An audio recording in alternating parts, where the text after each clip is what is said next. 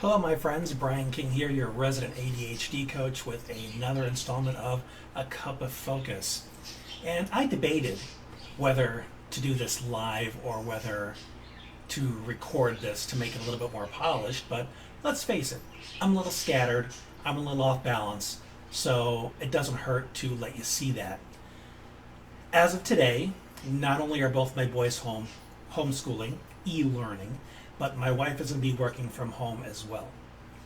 And she works for a local community college, so she's one of the people that is making sure that the classes are available online, that the students can access everything. So she's going to be working like a chicken with her head cut off. And we're all in this wonderful little confined space that could become a pressure cooker, hopefully not. Hopefully we will find a way to keep our distance from each other, not only for our own well-being, but for our own sanity. Time will tell. And one of the things that I discovered just by talking with my youngest son this morning before he got started on his studies is, and he put it very, very articulately, that he's not so nervous about the virus because it's, for no pun intended here, it's novel. It's nothing that we've ever experienced before. I don't have a point of reference for this. And he doesn't really know how to feel about it. But what he mentioned is that the tough part is that he's not used to learning from home. He's used to the classroom. He's used to the social dynamic with his peers, whether it's positive or negative. He's used to the rapport he has with his teachers. And now that familiarity, that normalcy is all gone. And he has to try and find that structure again. He has to establish a new normal, and no one can tell us how long this new normal is going to last. One of the big things that's changed for me is the specific unique elements of my morning routine. Now, I'm attached to the kind of coffee that I drink, the kind of creamer that I use, because those are just part of what helps me start my day with some predictability. And they were all out of the creamer that I prefer, that it's an almond creamer with a little bit of a vanilla taste to it, because I really don't care for the taste of regular coffee. It's just yuck. It just tastes like hot liquid dirt to me.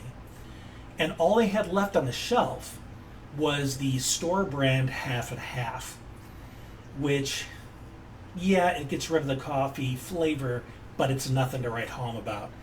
But if that's all the store is going to have for a while, it needs to become my new normal, and I need to tell myself it's okay, because first of all, it's a first world problem. Let's be real about that. I know that there are people in rural China that are dealing with corona who could give a rat's ass about what kind of coffee creamer there is, or fighting for their life.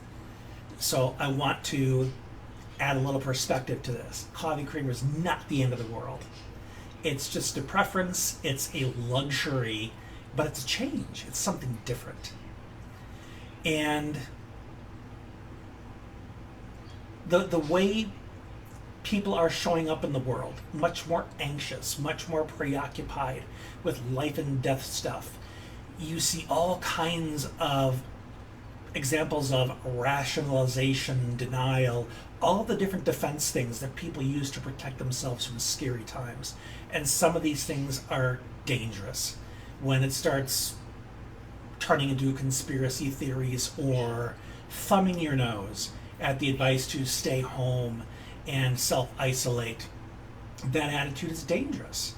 To some people, it seems very empowered and very logical to defy things that are telling you what you can't do, what you can do.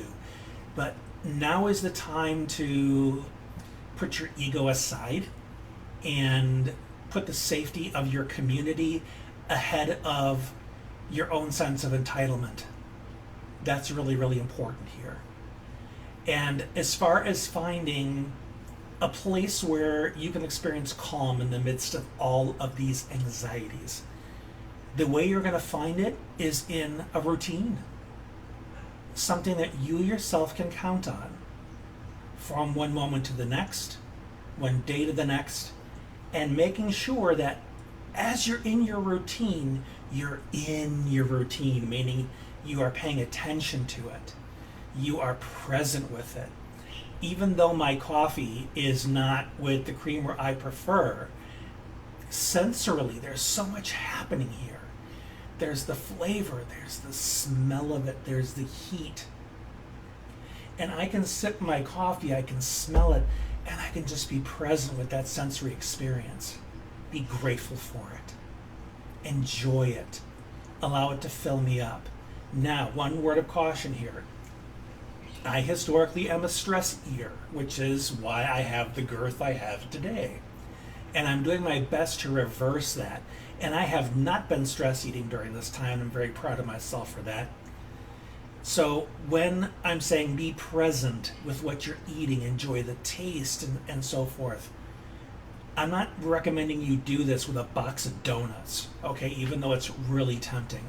I'm encouraging you to do this in a very healthy way, where you are loving on yourself. You're not just looking to mask anxious emotions, where you're biting into an apple and you're feeling the juices and the sweetness or tartness of it like it was the first time. You know, letting a grape sit in your mouth for a little bit, in your cheek, feel the little chill of it. There are so many things. When you pull your blankets over yourself at night, feel the weight, even if it's really light. Feel how comfortable it is. Experience the gratitude of having that place to lay down. All of these things that you take for granted because you really haven't had to pay attention to them. These are the experiences now that you can immerse yourself in to remind yourself that you have surrounded yourself with things that help you feel safe, that provide a sense of the familiar to you that has been lost through this quarantine and all of these can'ts that we're having thrown at us, a list that's updated almost by the hour. So find those little experiences that you can just spend some time with to remind yourself how blessed and how fortunate you are. Because our tendency now is to focus on everything that's been taken from us, all of the lack. And that's not helping our mindset. That's not helping our sense of well-being. So, they say it's the little things that matter. Well, I really encourage you to start spending more time with those little things, being very present and letting them enrich your experience. Because heaven knows I'll be spending a lot of time doing that.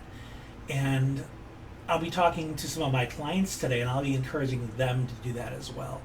Because without a strong foundation, it's easy to push the house down. So what I've suggested to you is a way to create or remind yourself just how strong your foundation is as you're looking to navigate this new normal of this corona experience. So I hope these little suggestions have been helpful for you. Please feel free to share this with anybody that you think can benefit from it. And if I can be a support to you in any way during this time, just reach out. And until next time, this has been Brian. Thanks for being you.